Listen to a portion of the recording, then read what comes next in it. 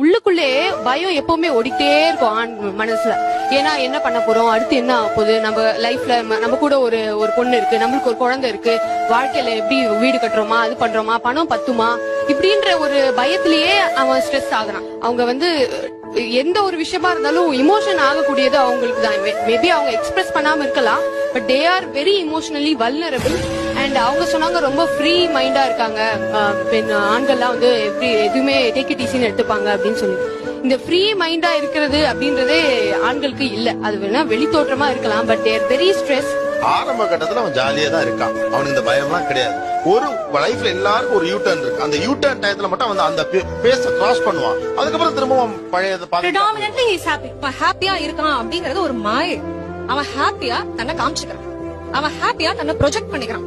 அத நம்ம மாஸ்க் என்ன வேணா சொல்லலாம். இப்ப எனக்கு என்னன்னா என் மூட் அவுட் அப்படின்னா என்னால 5 hours வரை அந்த மூட் அவுட்ல நான் இருக்க முடியும்.